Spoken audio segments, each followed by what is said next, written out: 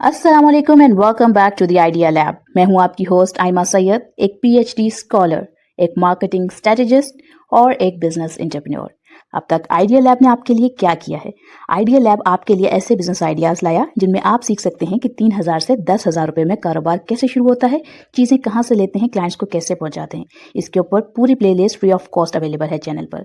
इसके अलावा हम ये देखते हैं कि जो companies internationally million billion and trillion rupees कमाती हैं वो किस प्रोडक्ट और सर्विस से कमाती हैं और आप उसे स्मॉल स्केल लेवल पर कैसे शुरू कर सकते हैं। आपकी इन्वेस्टमेंट आपके पैसिव अर्निंग का जरिया कैसे बनती है। स्टॉक्स क्या हैं, पीएसएक्स क्या है, पाकिस्तान स्टॉक एक्सचेंज पर आपकी गवर्नमेंट आपके पैसे सेफ कैसे रखती है, और इसके अलावा कंपनीज में इन्वेस्ट करने से पहले उनकी फंडामेंटल टेक्निकल एनालिसिस कैसे की जाती है, फाइनेंशियल स्टेटमेंट्स कैसे पढ़ी जाती हैं। मैं कोई फाइनेंशियल एडवाइजर नहीं, लेकिन मैंने अपनी जर्नी से जो कुछ सीखा आपके साथ शेयर करती हूँ ताकि आप आइडिया लैब के साथ ग्रो कर सकें।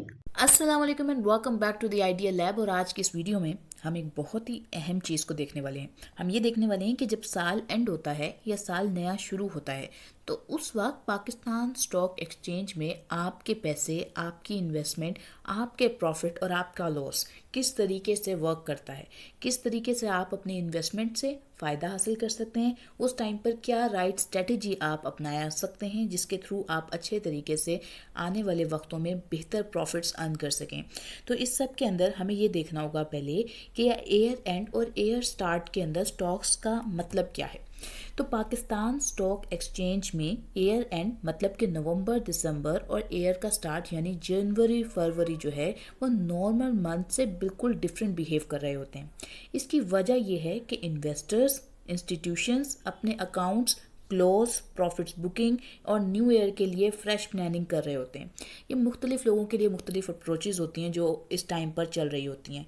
मार्केट कैलेंडर जो है वो फॉलो नहीं करता, लेकिन इन्वेस्टर्स जो हैं वो अपने जहन में कहीं ना कहीं जो बहुत सारे, हमने जैसे कल भी बात की थी कि बहुत सारे रिटेल जो इन्वेस्टर्स होते हैं उन लोगों का सवाल भी यही होता है कि अगर साल का एंड हो गया, मैं अपना पोर्टफोलियो बेचना चाहता हूँ या चाहती हूँ और नए साल दोबारा से करना चाहता हूँ, तब आपको किस तरीके से वर्क करना चाहिए, बेचना चाहिए, नहीं बेचना चाहिए। उस पर हमने डिटेल में कल बात की थी। तो बहुत सारे इस तरह के जो इन्वेस्टर्स होते हैं उनकी वजह से भी एयर एंड पर और एयर स्टार्ट के अंदर एक ख़ास जो है ना आपको इंक्लाइन नज़र आता है, इन्वेस्टर्स का इंटरेस्ट नज़र आता है, मार्केट का सेंटिमेंट जो है वो आपको देखने को मिलता है। तो इस वजह से ये कहना गलत नहीं होता कि जो मार्केट है वो कैलेंडर फॉलो नहीं करती, लेकिन जो इन्वेस्टर्स हैं वो कैलेंडर फॉलो कर रहे होते हैं और वही जो है आपकी जो प्राइस मूवमेंट है उसको क्रिएट कर रहा होता है। अब यहाँ पर हम ये देखते हैं कि आपका एयर एंड क्यों इम्पोर्टेंट है। पहले एयर एंड से शुरू करेंगे, फिर आहिस्ता आहिस्ता हम आगे की तरफ मूव करते जाएंगे। तो देखें, एयर एंड पर पाकिस्तान स्टॉक एक्सचेंज में ये चीज़ें हो रही होती हैं जैसा कि आपके जो इंस्टीट्यूशंस हैं वो अपना पोर्टफोलियो एडजस्ट करते हैं, डिविडेंड जो है एक्सपेक्टेशंस बन रही होती हैं, टैक्स और बुक क्लोजिंग का जो प्रेशर है वो बढ़ चुका होता है, इन्वेस्टर्स जो है वो मेंटली ईयर क्लोज करना चाह रहे होते हैं। इस फेस में जो है लॉजिक से ज़्यादा आपको साइकोलॉजी का रोल समझना पड़ता है ताकि आप भी प्रॉफिट बुकिंग कर सकें। अगर हम ये देखें कि एयर एंड में प्रॉफिट बुकिंग जो है वो बढ़ जाती है, नवंबर दिसंबर में बहुत से इन्वेस्टर्स जो हैं वो साल का मुनाफा लॉक करना चाह रहे होते हैं, रिस्क जो है अपना वो कम करना चाह रहे होते हैं, अपने पोर्टफोलियो के अंदर चेंजेस ला रहे होते हैं। और हमें जैसे पता ही है कि इंडेक्स के अंदर भी वेटेज चेंज हुए हुए होते हैं, या फिर कह लें कि इंडेक्स के अंदर कुछ कंपनीज रिमूव होती हैं, तो उसके मुताबिक भी कुछ लोग कुछ स्टॉक्स को बेचते हैं, कुछ को खरीदते हैं। उसकी वजह से भी जो पोर्टफोलियो का रीसेट ना होना बल्कि रीबैलेंस होना और रिव्यू होना जो है वो इस दौरान में आप ज़्यादा देखते हैं। इसका रिजल्ट ये होता है कि जो अच्छी कंपनीज होती हैं वो भी टेम्परेली जो है वो रुक जाती हैं ईयर एंड के ऊपर और थोड़ा सा करेक्ट कर रही होती हैं, और इसमें कोई बुरी न्यूज़ ना भी आ रही हो तब भी आपको ये करेक्शन जो है वो मार्केट में देखने को मिल रही होती है। इसका मतलब ये नहीं होता कि कंपनी बुरी है, इसका मतलब ये है कि प्रॉफिट टेकिंग है, जो अकोमोलेशन फेज़ है वो गुजर चुका है और प्रॉफिट बुकिंग का जो फेज़ है वो चलना शुरू हो चुका है। अगर हम ये देखें कि विंडो ड्रेसिंग ये क्या है और इंस्टीट्यूशंस इसको किस तरीके से देखते हैं, तो म्यूचुअल फंड्स हो गए, इंस्टीट्यूशंस हो गए, वो एयर एंड पर जो लॉस मेकिंग स्टॉक्स होते हैं वो बेच देते हैं। स्ट्रॉन्ग और जो क्लीन कंपनीज हैं उनको होल्ड कर रहे होते हैं। पोर्टफोलियो जो है वो अच्छा दिखना चाहिए उनका, क्योंकि उन्होंने ऑब्वियसली और इन्वेस्टर्स को अट्रैक्ट करना है और चीज़ों को अपने मेंशन करना है, अपने पोर्टफोलियोज़ के थ्रू लोगों को अट्रैक्ट करना है, अपने अच्छे रिटर्न्स को शो करना है।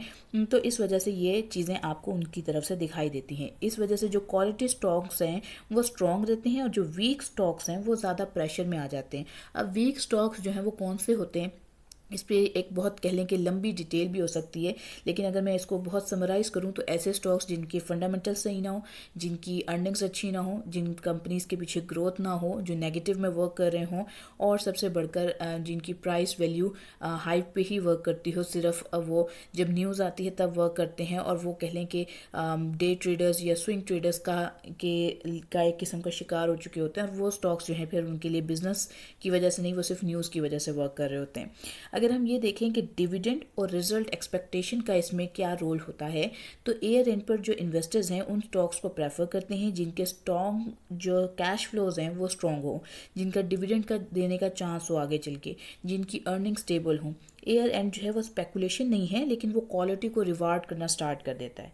अब एयर एंड में कौन से स्टॉक्स जो हैं वो बेहतर परफॉर्म कर सकते हैं, ये कोई फाइनेंशियल एडवाइस नहीं है, लेकिन इसमें भी आपको ये वो स्टॉक्स होंगे जो आपको इस पॉइंट पर भी डिफेंसिव और क्वालिटी स्टॉक्स जो हैं उसके तौर पे दिखाई दिए हैं। जो PSX में नॉर्मली एयर एंड पे सेक्टर्स हैं वो ज़्यादा स्टेबल रहते हैं, उनमें से ऑयल एंड गैस आ जाता है, पावर आ जाता है, बैंक आ जाता है, सीमेंट आ जाता है, और आपने इन स्टॉक्स को ओवर द एंड जो है जो आखिरी 2-3 महीने रहे हैं उनमें भी अच्छा परफॉर्म करते भी देखा। आपने ये भी देखा कि इन स्टॉक्स को बहुत सारे इंस्टीट्यूशंस ने होल्ड किया। इनमें मोस्टली शरिया कॉम्प्लाइंट स्टॉक्स हैं, एक आधा नहीं है। तो मेरी प्रेफरेंस आपको यही रहेगी कि हमेशा आप जो है वो शरिया कॉम्प्लाइंट स्टॉक्स में इन्वेस्ट करें। अगर आप कोई नए इन्वेस्टर हैं और आपको नहीं पता कि किस तरह कंपनीज़ को एनालाइज किया जाता है, किस तरीके से चीज़ों को देखा जाता है, तो आप इंडेक्स फंडिंग की तरफ मूव करें। आपको KMI 30 बना के दिया गया है, PSX DIV 20 मौजूद है, आपके पास मीज़ान पाकिस्तान इंडेक्स मौजूद है, तो आप उसमें से जो है स्टॉक्स को पिक करें और उसमें इन्वेस्ट करें। और ये जो स्टॉक्स हैं ये कैपिटल को प्रोटेक्ट करने का काम कर रहे होते हैं। अब अगर हम ये देखें कि एयर एंड के ऊपर कौन से स्टॉक्स हैं जो अंडर परफॉर्म करते हैं, तो इसमें आप पेनी स्टॉक्स को देख सकते हैं। इनको आप जो है स्पेकुलेटिव स्टॉक्स भी कह रहे होते हैं। लॉस मेकिंग कंपनीज जो गई, या जिन कंपनीज के अंदर लिक्विडिटी के इश्यूज हों या फिर उनका मार्केट कैप बहुत कम हो, तो ऐसी कंपनीज भी बहुत ज़्यादा अंडर परफॉर्म करती हुई दिखाई देती हैं जब साल ख़त्म हो रहा हो। यहाँ पर इनके ऊपर आपको ज़्यादा प्रेशर दिखाई देता है। जब कह लें कि एक किस्म का जब प्रॉफिट बुकिंग होती है तो सबसे ज़्यादा जो प्रेशर होता है वो इन्हीं वीक स्टॉक्स के ऊपर आकर गिरता है। अब स्मार्ट इन्वेस्टर जो है वो एयर एंड पर क्या कर रहा होता है? स्मार्ट इन्वेस्टर जो है वो पैनिक सेलिंग नहीं करते, वो फंडामेंटल्स को रिव्यू करना स्टार्ट करते हैं, कंपनीज की फाइनेंशियल स्टेटमेंट्स पढ़ना शुरू करते हैं। वो वीक पोजीशंस जिन कंपनी में उनकी थी, अगर वो किसी इंडेक्स को फॉलो कर रहे थे और इंडेक्स ने उसको कम किया है या उसको रिमूव किया है किसी स्टॉक को, तो वो भी उसको टाइमली रिमूव करते हैं अपने पोर्टफोलियो से। और इसी तरीके से जो नेक्स्ट ईयर के लिए आपकी वॉच लिस्ट है आप वो बनाते हैं कि ओके ठीक है, इन स्टॉक्स ने इस साल में बेहतर परफॉर्म किया, लेकिन ये मेरे पोर्टफोलियो में नहीं है, या मेरे पोर्टफोलियो में है और मेरे पोर्टफोलियो में से इन 3-4 स्टॉक्स ने बेस्ट परफॉर्म किया है। तो फिर आप उसके हवाले से एक किस्म का रिव्यू प्लान करते हैं, और एयर एंड जो है वो रेवेन्यू ट्रेडिंग का नहीं बल्कि रिव्यू का टाइम है, तो आप वो कर रहे होते हैं एज अ स्मार्ट इन्वेस्टर। अब ईयर स्टार्ट हो चुका है, इसके हवाले से बात करते हैं कि इसमें क्या चेंजेस आते हैं। जनवरी और फरवरी की बात करें तो इसमें जो मार्केट का मूड है वो अब यहाँ पर चेंज हो चुका होता है। यहाँ फ्रेश इन्वेस्टमेंट जो है मार्केट में आना शुरू होती है, जैसा कि आपने देखा भी है कि इस वक्त मार्केट जो है अपनी हाइट ऑल टाइम हाई 182 के अराउंड पे गई। इसका मतलब यही होता है कि जो फ्रेश इन्वेस्टमेंट है वो आ रही है। लोग जो है वो सिस्टमेटिक इन्वेस्टमेंट प्लान को शुरू कर रहे हैं, उन्होंने अपने जो गोल्स अचीव करने हैं। हर साल जो है लोगों की एक मेंटालिटी बनी हुई है कि जब न्यू ईयर्स स्टार्ट होते हैं तो वो ये सोचकर इन्वेस्ट कर रहे होते हैं कि पर्टिकुलरली इन जनवरी एंड फरवरी कि हमने जो है ना इस साल इन्वेस्टमेंट करनी है, हमने इस साल अपने कुछ गोल्स हैं, अपना घर बनाना है, अपनी गाड़ी खरीदनी है, इस तरह के कुछ गोल्स लोग बनाकर इन्वेस्टमेंट करना स्टार्ट करते हैं। तो जो इंस्टीट्यूशंस हैं वो नए बजट जो है वो इसमें एम्प्लॉय भी कर रहे होते हैं, बेसिकली इसमें इन्वेस्ट कर रहे होते हैं। तो इस तरीके से जो लिक्विडिटी है वो ओवरऑल इम्प्रूव भी होती है और ऑप्टिमिज्म भी देखा जा रहा होता है। अब यहाँ पर एक रिस्क एपिटाइट वाली बात करते हैं। न्यू ईयर के स्टार्ट में जो इन्वेस्टर्स हैं वो ज़्यादा पॉजिटिव होते हैं, नए स्टॉक्स ढूंढते हैं, इस साल का विनर ढूंढने की कोशिश होती है। सेंटिमेंट जो है वो ओवरऑल इम्प्रूव हो चुका होता है, जिसकी वजह से जो प्राइसेस हैं वो अपनी फेयर वैल्यू से काफ़ी आगे तक भी पुश हो जाती हैं, और जब ये इफ़ेक्ट ख़त्म होता है तो वो बाउंस बैक भी करती हैं, जिसे हम अगर बात करें तो वो कहलाता है आपका जनवरी इफेक्ट या बाउंस बैक, या प्रीवियसली सोल्ड जो आपने स्टॉक्स किए उनका बाउंस हो जाना। दिसंबर में जो स्टॉक्स आपने सेल किए होते हैं जनवरी में वापस बाय हो रहे होते हैं अगर फंडामेंटल्स स्ट्रॉन्ग हो। इस फिनोमिना को जनवरी इफेक्ट भी कहा जाता है। अगर हम देखें कि ईयर स्टार्ट में कौन से स्टॉक्स जो हैं वो परफॉर्म करते हैं, तो ईयर के स्टार्ट में ये स्टॉक्स जो हैं वो अच्छा परफॉर्म कर सकते हैं, जैसा कि सीमेंट, फर्टिलाइज़र, बैंकिंग, ऑटो। अगर इनकी पॉलिसीज़ जो आई हैं वो इनको सपोर्ट कर रही हों तो साइक्लिक बेसिकली अगर हम बात यहाँ पर ये करें कि इन स्टॉक्स के अंदर जो लिक्विडिटी है वो इम्प्रूव हुई होती है, ये ग्रोथ स्टॉक्स के तौर पे अपना बेनिफिट हासिल कर रहे होते हैं। अब यहाँ पे एक मिड कैप का बहुत रोल है। वो क्या है? जो स्ट्रॉन्ग कंपनीज़ हैं और जो मिड कैप कंपनीज़ होती हैं, दिसंबर में ये खामोशी से इनके अंदर जो अकोमुलेशन है वो स्टार्ट हो चुकी होती है। जनवरी में जो प्राइसेस हैं वो मूव करती हुई दिखाई देने लगती हैं। तो स्मार्ट मनी जो है वो पहले ही इसमें इन्वेस्ट हो चुकी होती है और हेडलाइंस बाद में आ रही होती हैं। अगर हम देखें कि बिगनर्स यहाँ पर क्या कॉमन मिस्टेक्स कर रहे होते हैं, तो वो क्या कर रहे होते हैं, उनकी गलतियाँ ये हैं कि वो 31 दिसंबर को सब कुछ सेल कर देते हैं। 1 जनवरी को वो एग्रेसिवली बाय कर रहे होते हैं। ऑलरेडी जो स्टॉक्स अब उनकी लिमिट से आगे जा चुके हैं उसको चेस करना स्टार्ट कर देते हैं। फंडामेंटल्स इग्नोर कर चुके होते हैं, कुछ भी बाय कर रहे होते हैं।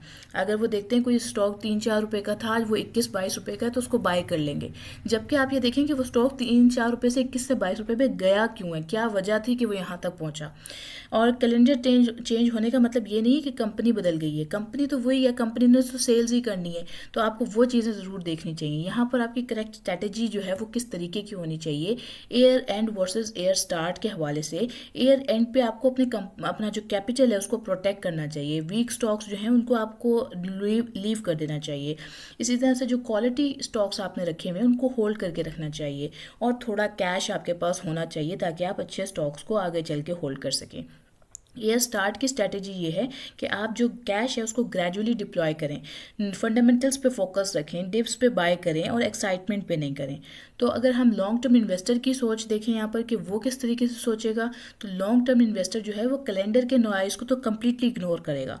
वो अर्निंग जो है वो साइकिल फॉलो करेगा कि किस तरीके से अर्निंग साइकिल्स होते हैं। उस पर हमने ऑलरेडी बात की थी कि अकोमुलेशन का फेज़ है, बियर मार्केट है, बुलिश मार्केट है, कौन से स्टॉक्स कौन सा सेक्टर किस वक्त में आपको बेहतर रिजल्ट देता है, तो उस तरीके से वो वर्क करते हैं।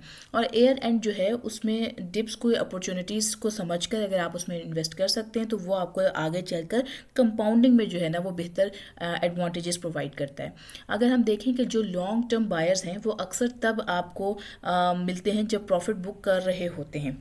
तो अगर हम ये भी देखें कि स्विंग ट्रेडर्स की यहाँ क्या अप्रोच होगी, तो स्विंग ट्रेडर्स के लिए जो दिसंबर है वो बहुत वोलेटाइल होता है। पोजीशन साइज जो होता है वो उसमें कम रख रहे होते हैं। इसी तरीके से जनवरी में ब्रेकआउट्स पे फोकस रहता है। स्टॉप लॉस जो है वो ज़रूरी है इस टाइम पर। लिक्विडिटी जो है वो वापस आती है, लेकिन डिसिप्लिन के साथ ट्रेड करना बहुत ज़रूरी है।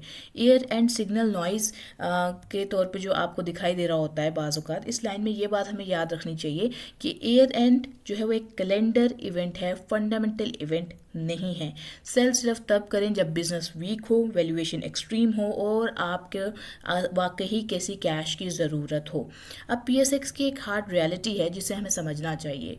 PSX में बहुत से मल्टी बैगर्स यानी कि दिसंबर में बोरिंग कंपनीज जो लग रही होती हैं वो आपको जनवरी और फेब में आपको इतने अच्छे रिटर्न्स दिखा रही होती हैं, इतना अच्छा प्रॉफिट दिखा रही होती हैं कि अगर आपने उसको रॉन्ग टाइम पर सेल किया है तो फिर आप उस टाइम पर काश वाले जुमले यूज़ कर रहे होते हैं। लोग जो हैं इस पॉइंट को बहुत ज़्यादा इग्नोर कर चुके होते हैं। स्मार्ट मनी जो है वो इसमें बहुत तरीके से बाय करना स्टार्ट कर चुकी होती है इस दिसंबर के शुरू में। और अगर देखें कि उसका रिजल्ट कब आता है तो वो आपका जब नया साल शुरू होता है तब आपको दिखाई देने लगता है कि ओके इन स्टॉक्स के अंदर बहुत ज़्यादा लोगों ने इन्वेस्टमेंट किया, तभी इन स्टॉक्स की प्राइस जो है वो ऊपर जा रही है। अब अगर हम आज की इस तमाम वीडियो को आपके लिए समराइज़ करें, इससे हमारे जो लर्निंग लेसन्स हैं वो क्या हैं, तो ईयर एंड में प्रॉफिट बुकिंग दिखाई देती है। क्वालिटी स्टॉक्स जो है वो प्रेशर हैंडल कर लेते हैं। जो ईयर स्टार्ट है उसमें लिक्विडिटी और ऑप्टिमिज्म होता है। पोर्टफोलियो हर साल रीसेट मत करें, रिव्यू और रीबैलेंस करें। फंडामेंटल जो है वो आपका कैलेंडर्स जो है उसको फंडामेंटली तौर पे देखें, ना कि ये आप स्ट्रॉन्ग कंपनीज़ को लीव कर दें जिससे आपको बाद में पछताना पड़े। तो उम्मीद करती हूँ आपको आज की वीडियो अच्छी लगी होगी, आपने चैनल को लाइक किया होगा, शेयर किया होगा, सब्सक्राइब किया होगा। मुझे दुआओं में याद रखिएगा। इंशाअल्लाह ताला फिर एक अच्छी वीडियो के साथ मुलाकात होगी। आज के लिए मैं लेती हूँ अलविदा। अस्सलाम वालेकुम।